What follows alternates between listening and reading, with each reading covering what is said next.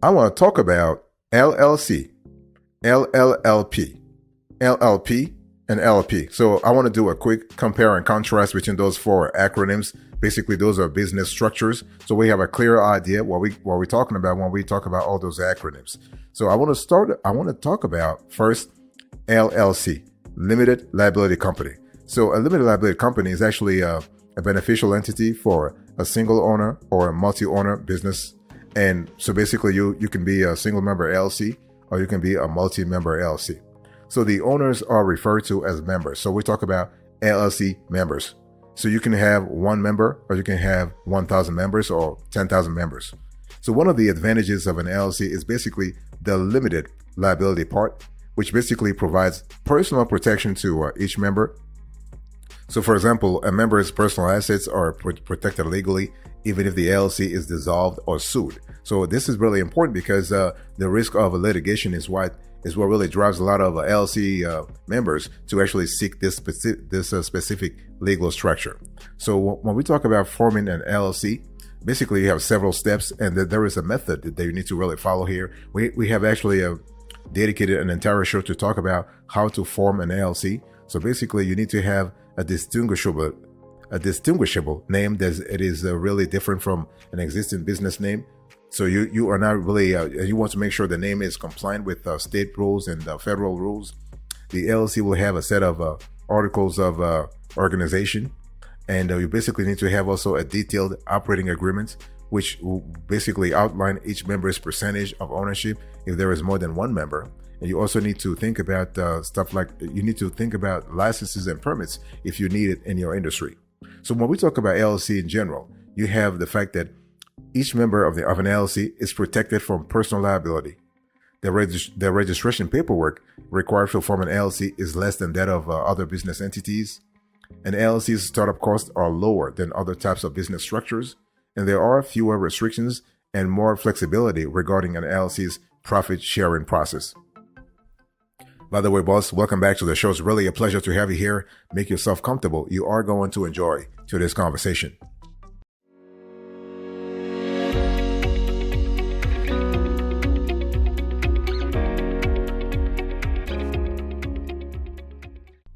So now let me talk to you about the Limited Liability Partnership, LLP.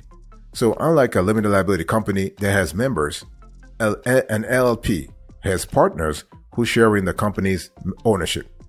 And the thing that I really need to explain here is that within an LLP, you must have more than one person. You cannot have one partner. You need to have at least two. So partners have management rights, tax benefits, and liability protection. Profit and loss, P&L, is passed through to the partners as opposed to being taxed at the corporate level. So we still have the pass-through taxation concept here. In some states, there are restrictions on the types of businesses that can form an LLP. It really depends on the state. So depending on what type of restrictions a state has in place, forming an LLC is a beneficial move for professionals working on their own or in firms such as accounting, engineering, legal, or medical.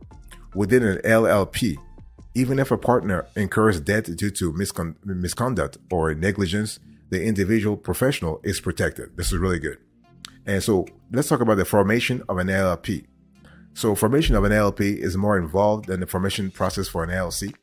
The formation process begins with the verification of qualification status if the LLP is being formed in a state with restrictions regarding an LLP. The rest of the formation process includes a registered doing business as, like a name that is unique from other business names in the states, or a personal name or names, a partnership agreement that really basically outlines the assets and liabilities of each partner. So you want to clarify those things. An assigned registered agent who is authorized to conduct business in the state. A certificate of a limited liability partnership with the names of the partners, the business location, and general contact information filed with the state. You need to have an EIN, a state ID number issued by the state. You also need to think about applicable permits and licenses allowing the business to operate legally.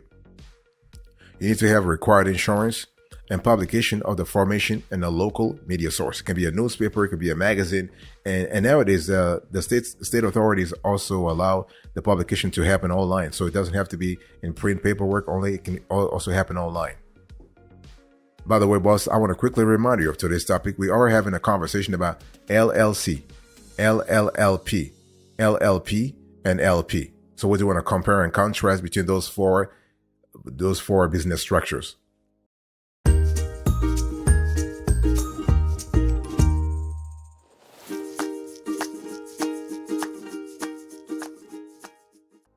Now, let me talk to you about LP. So we have limited partnership. The thing is, when you think about limited partnership, you must have one general partner who has the responsibility for making management decisions and obligations, and other limited partners do not hold management or voting authority. So partners in an LP are liable only to the amount they have invested in the company, and LPs are a positive move as a business structure when the goal is generating operating capital without giving up other rights, and are a good choice for time-restricted projects. So I want to insist on that. So if you are basically contemplating right now a time-restricted project, so in other words, let's say you just have a project for 5 years. Let's say you have a real estate project and you want to have a real estate joint venture with another partner, and you know that after 5 years or 10 years, the partnership will dissolve itself. Then you want to think about a limited partnership. So an LP is formed following the same procedures as an LLP, with the following exceptions. A limited partnership agreement is required versus a limited liability partnership agreement. The general partner usually serves as the registered agent. This is an important element to mention here, because in an LP, you do not have to hire an outside registered agent. The general partner usually will serve as the registered agent.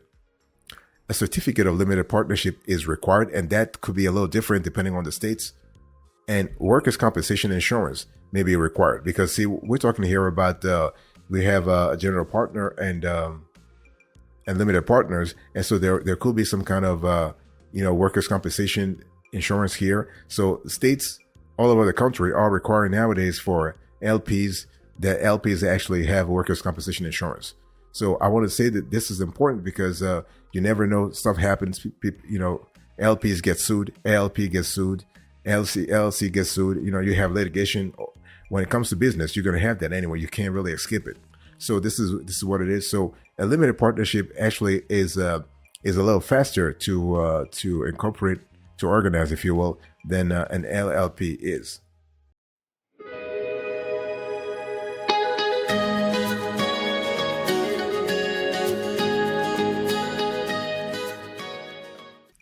Now let's talk about LLLP, limited liability, limited partnership. So choosing the right business entity is important for your tax implications and legal recognition in your state of operation, as well as the protection of your personal assets as a business owner, right? So when we talk about LLLP, what is it? Well, basically, this is a newer type of legal entity your business can choose as its legal structure. It's basically a hybrid of other types of business entities. It is considered to be a form of an LP or a limited partnership. However, in an LLLP, both general partners and limited partners are shielded from personal liability in the case of debts or legal action against the business. Very important, because when you have an LP or LLP, the general partner is not shielded. But in an LLLP, the general partner is also shielded. And so this is important because an LLLP provides its partners with comparable liability protection as within an LLP. Okay, and this business structure requires one or more general partners and mostly comprises limited partners. Now let's talk about general partners versus limited partners. So the thing here is that general partners manage the day-to-day operations of the business. There is always one or more general partners in an LLLP and an LP2. In contrast, limited partners are involved in a more limited capacity, usually only as an investor. You can think of this as silent partners. And so depending on what type of business entity you have, they are afforded varying levels of limited liability protection. So when we talk about liability protection, what are we talking about? Well, the thing here is that there is a major factor to consider when choosing a legal entity for your new business. For instance, certain entities provide limited liability protection against lawsuits and debts, meaning that the business partners will not be personally responsible for the financial outcome of the litigation. This is important for asset protection, including both fixed assets as well as liquid assets. In LLPs, the general partner or partners are not personally responsible for the liabilities of the business, including debts. The exception here is that there may be other paperwork, such as debt covenants, set up between the partnership that could override this, but that within the partnership, but that's not common, and you will certainly know whether you have established one of these similar contracts. This liability protection is an important distinguishing factor of the setup of LLPs. And LPs, in contrast, require a general partner to take up unlimited liability for the partnership's debts. So this is an important element to really pay attention to. Boss, I want to quickly remind you of today's topic. We are having a conversation about LLC, LLLP, LLP, and LP.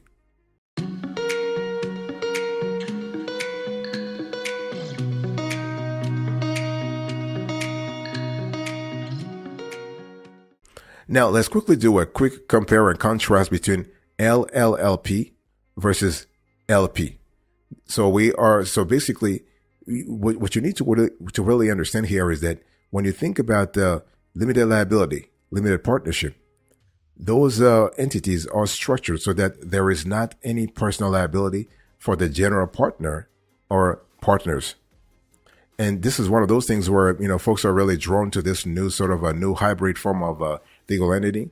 A general partner in an LP, in contrast, has exposure to personal liabilities such as debts or lawsuits. I really want to insist on that because it means that the general partner may lose his or her personal assets, cars, houses, and everything. In other words, when the business is sued, or if it carries debts on its balance sheet, the general partner of the LP is responsible. So, sometimes when you apply for a loan and the lender wants to have personal guarantee, this is a similar scenario here. The general partner actually is personally guaranteeing the debts of the LP. However, an LLLP shields the general partner from this exposure and provides asset protection. So this is an important element to have. So this is the difference between LLLP and LP. Now, what about LLLP versus LLP?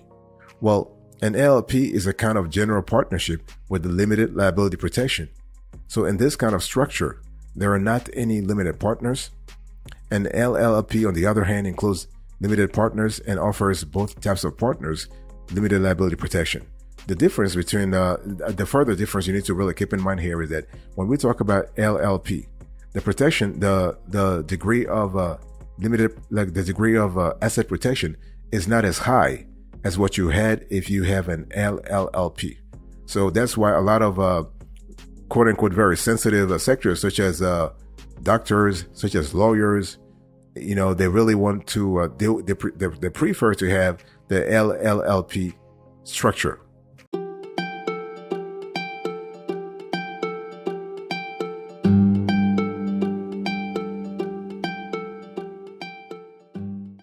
I want to talk a little bit about LLLPs, and there are advantages and disadvantages, and so we have a clear idea what we're talking about. And so what are the advantages of an LLLP? The major advantage of an LLP is the liability, is the fact that you have a liability limited protection for the general partner. That's it. And this is not the case with an LP. Okay, that's really it. This means that if a lawsuit is brought against the company or debts are incurred, there is no personal responsibility involved for the general partner. So the thing here is that when you have an LLLP, you see a lot of folks who are interested all of a sudden to become a general partner because they know that they will not be personally responsible for their company's balance sheet, for the company's liabilities. And so one thing I need to say here is that if there is misconduct of any sort by the other general partners, the general partner not responsible for the misconduct is shielded from personal liability. So in other words, if somebody actually goes and just messes up, one of the partners goes and messes up, the other partners will not pay for it. And so an LLP can take actions such as buying and selling stock, mutual funds, bonds, and more, in the same way that sole proprietorships, LLCs, LPs, and more can do. So what are the disadvantages of an LLP? Well, even though there are advantages from a liability standpoint, LLLPs don't offer as much or as comprehensive protection as LLCs and corporations such as S corporations, and you have to find out if your state even recognizes LLLPs as a viable option for establishing your business entity. Because the thing is that the LLLP is not a universal sort of concept yet, and a lot of states are still trying to familiarize themselves with the ins and outs of this legal structure and see if they even like it and if they are even going to allow it. So again, this is one of those things where you have to start a conversation with the state authorities, and that it's you don't even have to call. Just go to the website and you will see if the legal structure LLLP is listed there. If it's not listed, it means it's not available in your state.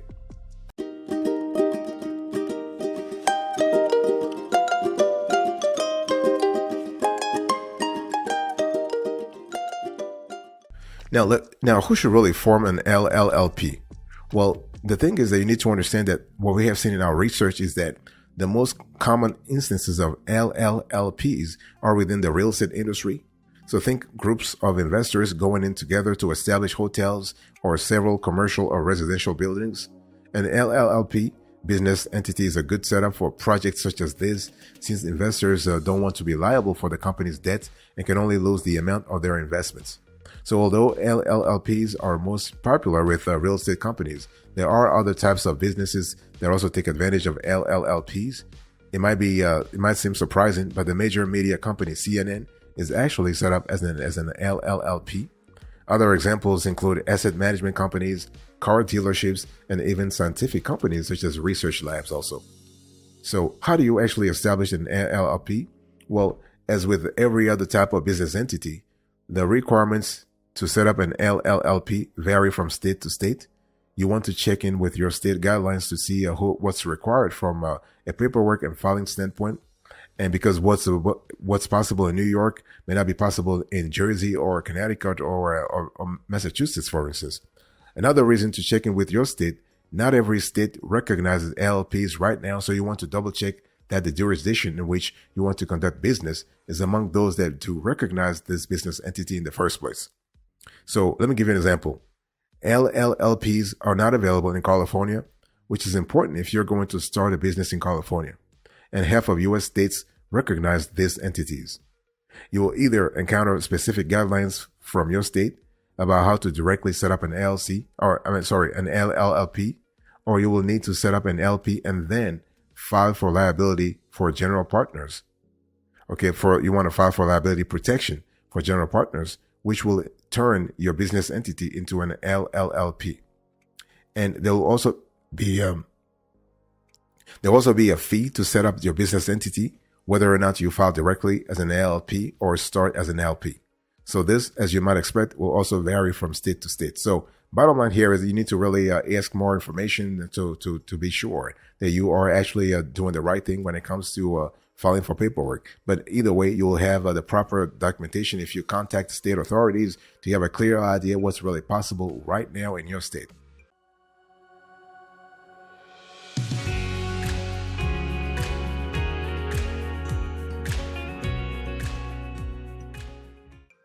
Thank you so much for your attention. I really appreciate it. In today's conversation, I explained to you what the difference between LLC, LLLP, LP, and LLP.